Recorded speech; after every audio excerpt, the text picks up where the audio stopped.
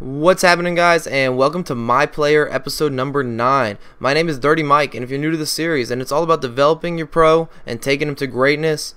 I actually received quite a bit of feedback on my last video saying, hey man, can you put together longer vids when you're doing My Player? We want to see more gameplay in each video, so that's what I'm doing. This video is actually going to be 6.5, 7 minutes long, so that should give you, at least an additional game to watch, or maybe 2 extra games. So let me know if that's something that you're interested in seeing. From now on, I can make these videos, past that 5-minute mark. I usually try to cut it off around there, but if you'd prefer the 6.5, 7-minute format, let me know. Put it in the comment box, or hit me up on Twitter. Both good ways to leave me some input on what you think. So here's a quick recap on how the season's been going. Last episode, I've really been in and out of the lineup. Primarily, I've actually been out of the lineup. My manager just decided that I was kind of unreliable because I've been getting injured in past seasons, and they just were like, we're not going to roll with you at this point in time right now. And we've started the season terrible with Aston Villa. We're definitely in the bottom 3, and now I'm back into the starting lineup. I think I've solidified my spot, and I'm trying to make some moves here to get us out of there. We got to get out of that bottom 3 and at least get up to the mid-table, give ourselves a chance with Aston Villa to fight for, at least a top 4, top 5 spot in the league. That's my goal. I would be really disappointed if I was just a basic middle-of-the-table type side. I think Aston Villa has a pretty solid team, and we should be able to challenge for a Champions League place or at least something in Europa. I'm still waiting on my first goal of the year so far in the BPL. I've had a few assists, but I just have not got the same opportunities that my teammates seem to be getting right in front of the net. I've set them up a couple times, and the AI attacking has been just awful for me on finishing. If you're playing on legendary difficulty, you would think that that means that you would attack with legendary players, and I just don't feel like I'm getting that. When I'm playing against my opponent, I'm watching some of the goals they score, they're automatic, like right in the corners, or they get the lucky bounces on these rebounds and they tap them in. And they're taking their opportunities pretty well.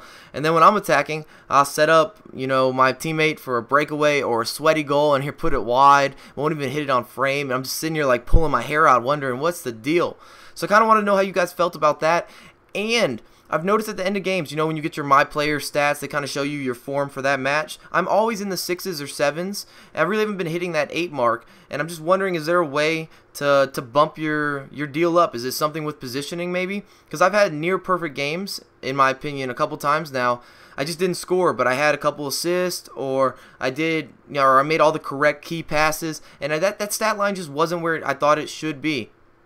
So if there's positioning or something you need to do when you don't have the ball, for example, I'm defending, so all I usually do is just sit up top and wait. But if there's a certain way I'm supposed to move, or inch forward this way or inch that way, and it really improves your overall performance rating at the end of the match, please feel free to hit me in the comment box or hit me on Twitter. I'm curious. I'd like to know. I want to get that number boosting through the roof. This 6s and 7s deal is just not a good look. I need to get that form moving close to that 8 mark. Even though in the Barclays Premier League my form has not been ideal, I was still fortunate enough to get called up to the USA national team for a couple of international friendlies. I'm pretty sure they took into consideration that I've been the squad. I've put on great performances in the past. We even won the World Cup in 2014, and I think the additions with all these international fixtures is something EA did great in FIFA 13. It needed to be there. It's about damn time that we had international call-ups, international matches, international tournaments. However, they still have a lot of room for improvement. I hate, and I mean I hate, it's unbelievable to me that they do not have statistics. How can you not keep track of how many caps I have for my team, how many goals, how many assists with the national squad? When I won the World Cup, there should have been an uproar around the world. I mean, the USA never wins anything. We have an average, maybe a little above average, national squad. We don't have a bunch of big name guys, so the few big name dudes that we have make a huge difference on the team. And I just didn't feel that special. I didn't feel like that hometown hero when we won the World Cup, and it should never feel like that. You should be everywhere around the news, signing endorsement deals. That'd be pretty cool if they had the endorsement aspect into My Player mode. So here's a heads up, EA. Add that kind of stuff. Make it even more in depth. People want to do anything and everything with FIFA. After the season is over in the Barclays Premier League with Aston Villa, I do think that I'm going to be really exploring my options in the transfer market. I want to make some moves. I've spent my entire career in England, and it's brought me a bunch of injuries, and I really just don't feel like I'm getting on very well with the manager at Aston Villa.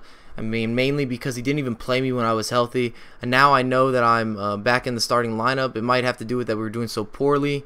It could be that, you know, he was desperate. He had to put me in there if he wanted to make some things happen. But I still remember that I was not a first-team choice for the first 5 or 6 games of the season, even though I am easily the best striker on our squad.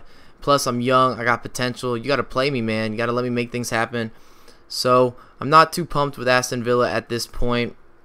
I've always been a huge fan of Germany in the Bundesliga. I think that it's an amazing league in real life, and it's definitely heading in the right direction right now. We're going to have a lot of big Champions League results, I think, with the guys from Germany this year, actually. Dortmund looks badass so far in the Champions League, in my opinion.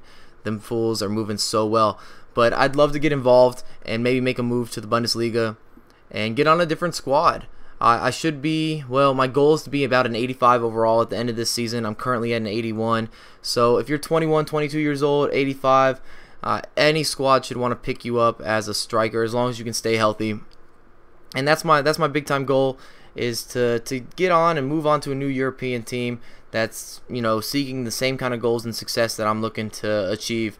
So if you enjoyed the video, make sure to hit that thumbs up, subscribe to my channel, and follow me on Twitter at Mikes09USA. I really appreciate all the support and feedback you guys have been giving me. I'll have more content coming for you ASAP.